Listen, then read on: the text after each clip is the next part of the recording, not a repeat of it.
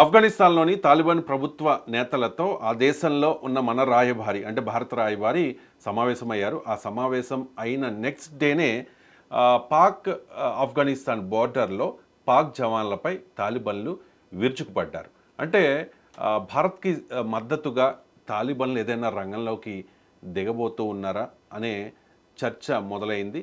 Already ఇప్పటికే చాలా దేశాలు భారత్కి బాసటగా నిలుస్తున్న నేపథ్యంలో ఆఫ్ఘన్ ప్రభుత్వం కూడా తాలిబన్లు కూడా భారత్కి సపోర్ట్ చేసే అవకాశాలు ఎంతవరకు ఉన్నాయి అనే దాని మీద ఎంజీ రావు గారు వివరిస్తారు. ఎంజీ రావు గారు, తాలిబన్స్ అది కూడా ముస్లిం దేశం, కానీ పాకిస్తాన్ను కాదని భారత్తో ఫ్రెండ్షిప్ చేస్తుందా ఆఫ్ఘనిస్తాన్? అండ్ తాలిబన్లు భారత్కి సపోర్ట్ చేసే అవకాశం ఎంతవరకు ఉంది? ఇప్పుడు తాలిబాన్ సృష్టికర్త పాకిస్తాన్. మొన్నే చెప్తున్నారు, పాకిస్తాన్ ఒక మినిస్టర్ చెప్పారు, ఒకప్పుడు అమెరికాకి సపోర్ట్గా మేము తాలిబాన్ని క్రియేట్ చేసాం 1979లో. అప్పుడు సోవియట్ యూనియన్ ఆఫ్ఘాన్ని ఆక్రమించినప్పుడు పాకిస్తాన్ ఈ తాలిబాన్ని సృష్టించి సోవియట్ యూనియన్ అక్కడి నుంచి వెళ్ళిపోయేటట్టు హెల్ప్ చేసింది. అంటే పాకిస్తాన్ సృష్టించిందే తాలిబాన్. కానీ ఇప్పుడు అదే తాలిబాన్ పాకిస్తాన్ మీద భారత్కి సపోర్ట్గా అటాక్ దిగుతుంది. ఇది ఒక విచిత్రమైన పరిణామం అనమాట. కానీ మీరు చరిత్ర గమనాన్ని గమనిస్తే 1979 ఇది పుట్టినప్పటి నుంచి గమనిస్తే ఇప్పుడు తాలిబాన్ ఎందుకు భారత మద్దతుగా వచ్చింది అనడానికి చాలా చారిత్రాత్మకమైన, చాలా భౌగోళికమైన అంతర్జాతీయ విషయాలపై పట్టున్న ఒక విషయాన్ని ఆకళింపు చేసుకుంటేనే మనకు అర్థమవుద్ది. మీకేంటంటే ఈ తాలిబాన్ గత అమెరికాతో పోరాడింది. WTC అటాక్ తర్వాత 2001 WTC మీద న్యూయార్క్ మీద అటాక్ తర్వాత ఈ తాలిబాన్ని మొత్తం సర్వనాశనం చేసేసింది ఆల్మోస్ట్ అమెరికా.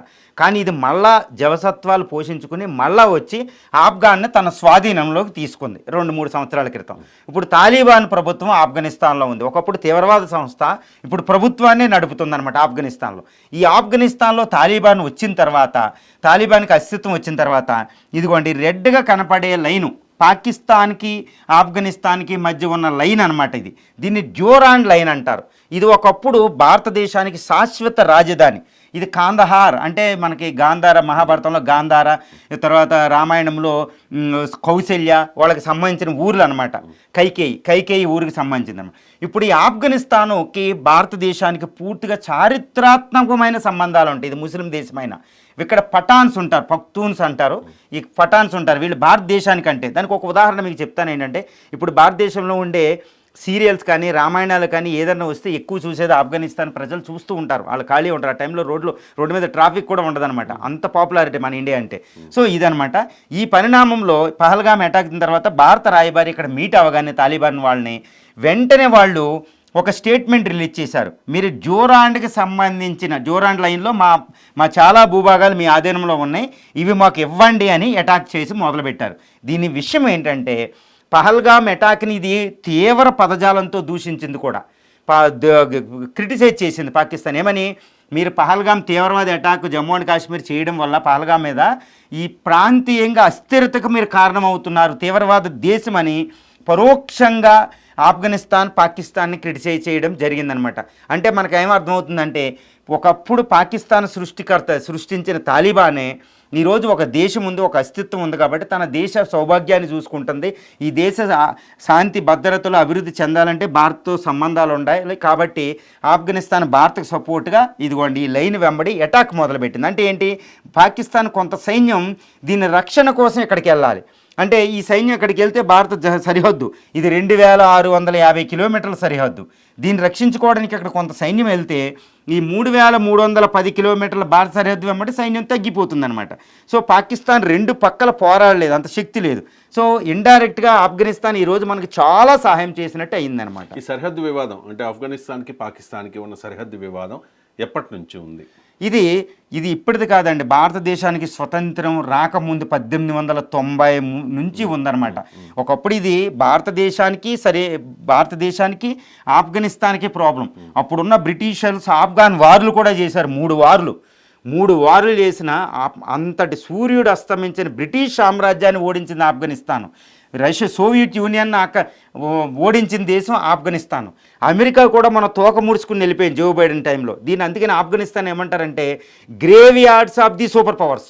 ప్రపంచంలో ఉన్న సూపర్ పవర్స్ అన్నింటినీ ఓడించిన దేశం ఆఫ్ఘనిస్తాన్. అంత శక్తివంతంగా ఉంటుంది. ఎందుకంటే భౌగోళికంగా ఇక్కడికి వెళ్ళి ఎవరు గెలవలేరు, అదనమాట.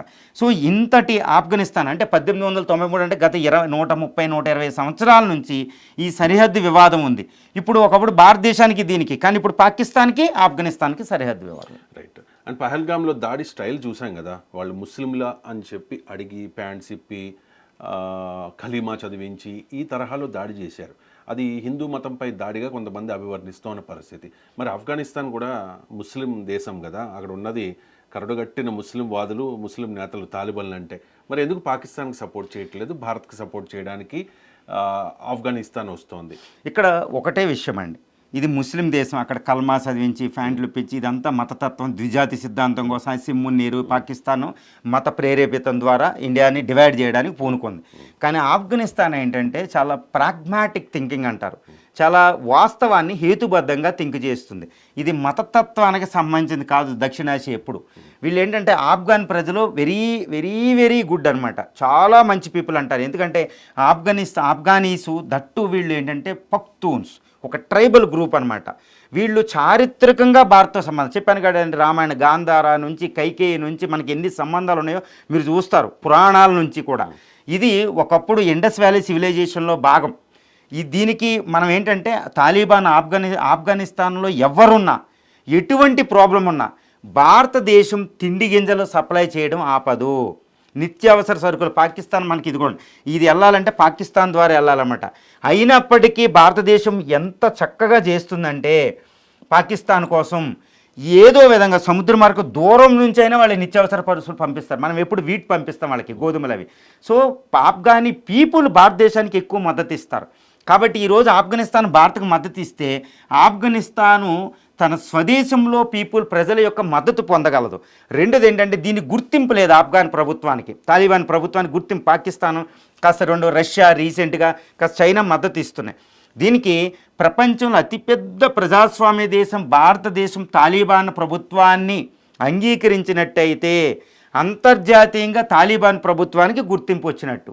ఈ కేవలం చైనా పాకిస్తాన్ ఇస్తే కాదు, రష్యా ఇస్తే అసలు పట్టించుకోరు. ఇది ఒంటరిదై ఉంది రష్యా కూడా.